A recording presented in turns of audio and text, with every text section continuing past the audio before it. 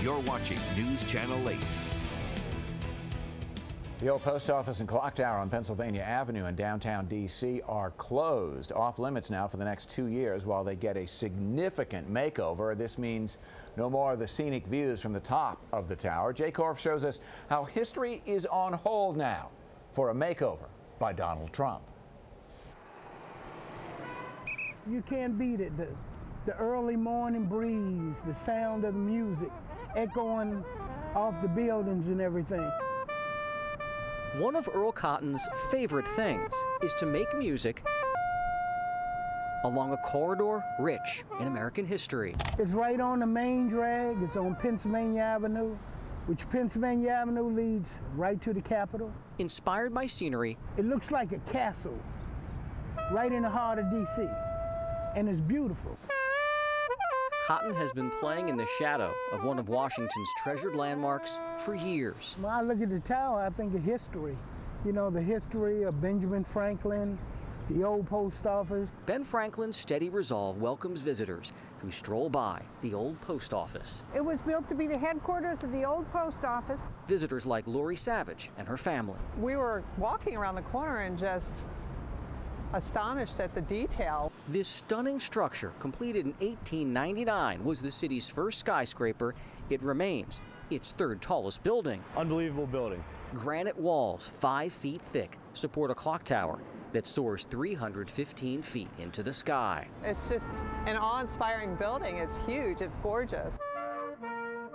The observation deck offers jaw-dropping panoramic views of a Capitol rarely seen from this perspective. We heard it was a great site. Zach Savage and his dad Brian. It's a really cool building, yep. Are like so many fathers and sons before them. What are some of the details you like about the building?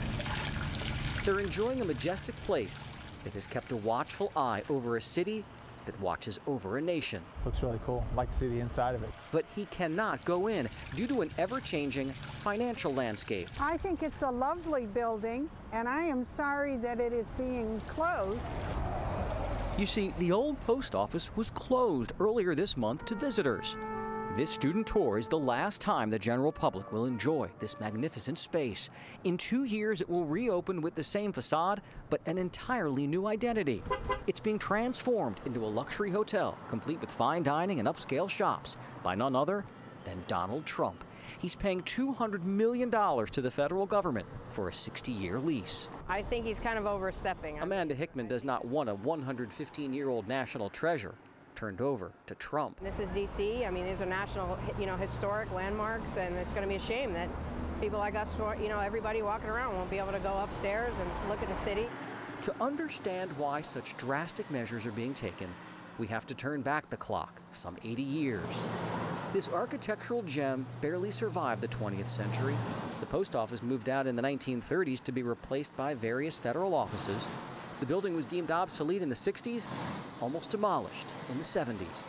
Now federal officials say it's simply too expensive to return this statuesque structure to its glory. It'll preserve it for a long time to come. Lori Savage is in step with federal officials. They believe this massive makeover preserves a cherished piece of history while saving taxpayers millions. Well, it certainly beats tearing it down. That would have been a shame. I don't think you can do anything to make it better than what it is now. If Earl Cotton could, he would play a lullaby for an old building surrounded by more than a century of memories that to be saved must be fundamentally changed. Jay Korf, News Channel 8. Somewhere over the rainbow, probably appropriate yesterday and maybe even today, right? You might actually see some coming in, yeah, as we've got storms in the area once again, but it's not quite the setup that we had yesterday.